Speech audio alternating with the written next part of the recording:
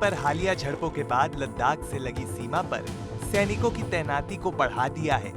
चीनी मीडिया ने दावा किया है कि लद्दाख के समीप स्थित गलवान घाटी में बड़े पैमाने पर चीनी सैनिकों को तैनात किया गया है।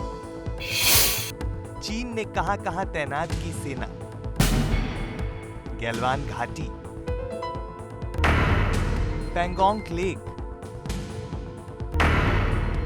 दौलत बेग ओल्डी। चीन के साथ सीमा को लेकर विवाद कोई नई बात नहीं है। 5 मई को चीन और भारत के सैनिकों के बीच हुई झड़प यहीं पर हुई थी, जिसके बाद चाइना ने यहां पर सेना की तैनाती बढ़ा दी थी। आज सुबह पैंगोंग लेक इलाके में चाइना के सैन्य बोट पाए गए, जो कि वहां पेट्रोलिंग कर रहे थे।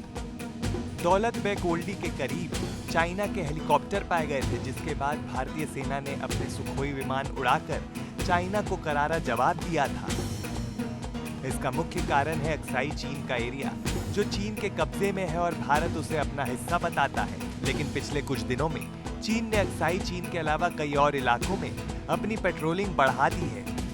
पैंगोंग लेक वैसे तो दोनों ही देशों के लिए पर्यटन का स्थल है, क्योंकि भारत और चीन के बीच लाइन ऑफ एक्चुअल कंट्रोल इस लेक को 2 हिस्सों में बांट देती है। पर चीन की सैन्य बोटों से पैंगोंग लेक की निगरानी ने हलचल बढ़ा दी है। जो भारत अक्साई चीन के बारे में सोचता है, वही चीन भी अरुणाचल प्रदेश के बारे में सोचता है। हालांकि चीन के साथ तो भारत 1962 का जंग भी लड़ चुका है, पर नेपाल के साथ नया बॉर्डर विवाद और नेपाल का चीन से मदद मांगना थोड़ी हैरानी की बात है।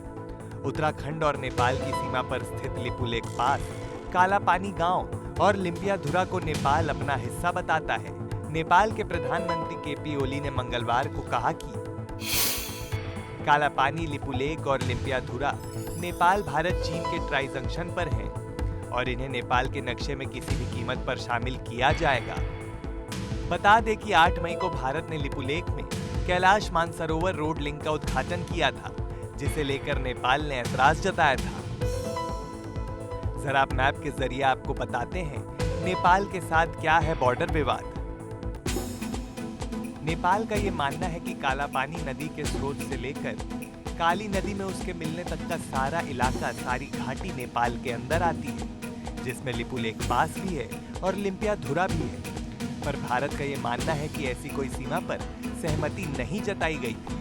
भारत और नेपाल दोनों के लिए ये क्षेत्र बहुत ज्यादा जरूरी है, क्योंकि इसी रास्ते हर साल कैलाश मानसरोवर यात्रा के लिए लोग ट्रेकिंग शुरू करते हैं।